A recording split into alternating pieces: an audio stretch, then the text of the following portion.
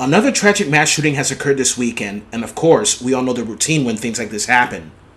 What do people say? Thoughts and prayers, demand more gun control, gun rights people saying guns had nothing to do with it, and yes, the main course right here, blame video games and technology. So, let's talk now.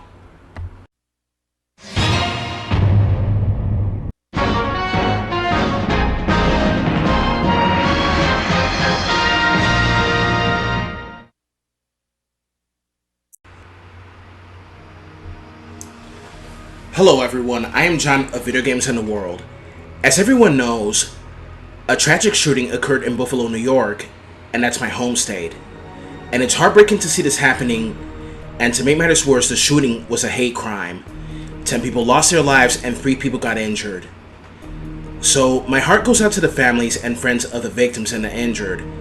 I wish the injured a speedy recovery, but what saddens me is that they will have nightmares for a long time because of that bastard with a hateful and anti-human ideology following in the footsteps of Dylan Roof. I hope that his punishment goes far beyond sentencing. Behind bars, he shall soon know what hell really means. Now, there have been lots of mass shootings over the years, such as Columbine High School, Virginia Tech, Fort Hood, Oak Creek, Aurora, Sandy Hook Elementary, Washington Navy Yard, Charlottesville, Umpqua, San Bernardino, Pulse, Marjorie Stoneman Douglas High School, Jacksonville, and the list goes on and on. Every time there's a mass shooting, people react in so many different ways, sending out thoughts and prayers, celebrities and activists calling for stricter gun control laws, gun rights activists having heated arguments with gun control supporters, you know the deal. Because when it comes to arguments between gun rights activists, they say, stop trying to take away my Second Amendment rights, while gun control activists are saying we're not against your Second Amendment right to bear arms as long as it doesn't affect my right to, live. You know the deal. Okay, so New York Governor Kathy Hochul is blaming the tragic shooting on social media. It's nothing new that whenever a mass shooting happens, politicians and the media barely have a logical explanation for why the shooters did what they did. In this case, the guy was a conspiracy theorist following an anti-human, bigoted, and hateful ideology. Most of the victims were African American. Their lives mattered, and once again, my heart goes out to their families. And I hope that swift justice and punishment falls under the one responsible for this. Now, Kathy Hochul blaming the streaming app service Twitch on the incident is what she's doing. She thinks that Twitch has allowed killers like the Buffalo shooter to glorify their crimes to huge audiences and possibly encourage others to copy them. But that cut little ice with Hochul, who said it should have been wiped within seconds. The governor told the media in the aftermath of the shooting, the social media platforms that profit from their existence need to be responsible for monitoring. They can, in a sense, become an accomplice, if not legally, but morally. Morals. She continued, these outlets must be more vigilant in monitoring social media content, and certainly the fact that this act of barbarism, this execution of innocent human beings, could be live streamed on social media platforms and not taken down within a second, says to me that there's a responsibility out there. And we're going to continue to work on this and make sure that those who provide those platforms have a moral and ethical, and I hope to have a legal responsibility to ensure that such hate cannot populate these sites. Here's the thing, Governor Hochul. Social media has its pros and cons. There are jerks who say and do mess up things on social media, but trying to turn social media into nanny sites to monitor what people do is not going to help one little bit. So as you can see, people like this are talking out of their ass, thinking that turning social media into nanny sites will make things better. No, it won't.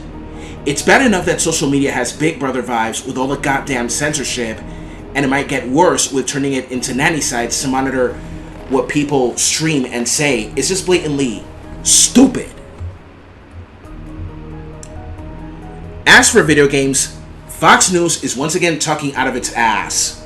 It's very typical when a mass shooting happens, they always want to blame something in the field of entertainment. Since the 1990s, Republican and Democratic politicians, as well as left and right-wing media, would use that tired as fuck, lame-ass excuse of a scapegoat, video games. Pardon the language. Everyone knows that before video games existed, there was way more violence. When it comes to debunking what politicians and the media say that video games are responsible for these tragic events, it's like we're talking to a wall and beating a dead horse at the same time. Fox News brought in Bernard Sapor to discuss the causes of mass shootings. Sapor was a former special agent for the Firearms Division of the Department of Justice and a current college instructor in criminal justice. The anchor, John Scott, asked Sapor, "It seems like things have gotten so much worse since video games became so realistic and so violent. Have you done research or learned that video games tend to just desensitize people to the actual resort of pulling a trigger?" He made no mention of the shooter's 180-page manifesto about being a committed racist. You know, us gamers, we are tired of beating this dead horse that is blaming video games.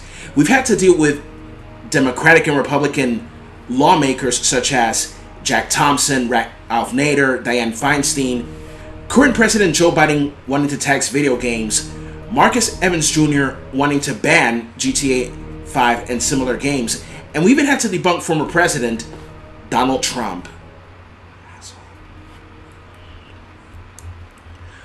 Hell, we even had to deal with Christian preachers like Matthew Hagee, who thinks that banning video games will end violence. Pat Robertson thinks that video games should be banned as well. Well, Pastor Hagee and Pat Robertson, you should know one thing. Christians thought that prohibition would end the alcoholism in America back in the 1920s. Truth be told, prohibition is what led to the rise of organized crime, and it was a law that was totally destined to fail. So prohibition, it never worked. Prohibitions, they never, ever work. They just make things a lot worse. Learn your history. Banning video games will not and never end violence, because unfortunately, violence is part of our humanity because we have bad traits such as greed, hate, anger, and so many negative things. Quoting Adam Sessler, there was a lot of violence before Pong was invented. Fox News is nothing but fake news. A lot of the things they say is bullshit. Since the 1990s, they have always blamed video games for mass shootings. Columbine High School, they blame it on Doom because Eric Harrison and Lynn Klebold were fans of the game. They said it's going to be like fucking Doom.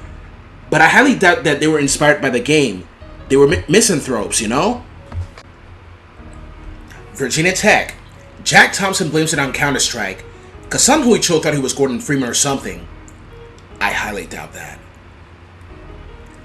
Sandy Hook, they blame video games like Mass Effect because he pretended to be Shepard, right?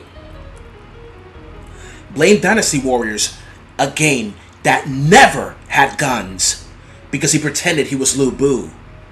I highly doubt that. Marjorie Stoneman Douglas, they blame it on video games too. Did Nicolas Cruz pretended he was Soap McTavish? I highly doubt that. And I remember that one time Fox News blamed Dark Souls for random acts of violence. Dark Souls, a game that never had guns. As I said, this debunking and correcting politicians and the media about video games being responsible for random acts of violence is like beating a dead horse. I know I've said this a bunch of times in similar videos like this, but damn it, I'll say it again. I have played video games my entire life and I never resorted to violence. Did Street Fighter or Mortal Kombat turn me into some violent martial artist, ripping heads off and shit like that? No. Did Assassin's Creed turn me into an assassin or a Templar killing a bunch of high-ranking targets that are a threat to the rest of the whole world? No. Did FPS games like Call of Duty, Killzone, Duke Nukem, Doom, and so many more turn me into a spy or a soldier killing enemy soldiers, terrorists, and alien invaders? No. Did Trauma Center, a damn good game by the way, turn me into a surgeon? No. To become a soldier, you have to join the Army, the Marines, the Air Force, or the Navy. To become a martial artist, you have to go to a school of martial arts and study whatever style of martial arts you want to train in. To become a surgeon, you got to go to med school. So if any of y'all have something to say about this, then comment, hit that like button, subscribe, and hit that bell button near the subscribe button. Censorship and banning games will not stop these incidents. They'll continue anyway, even if they are. I am John of Video Games in the World. Have a good one, and peace.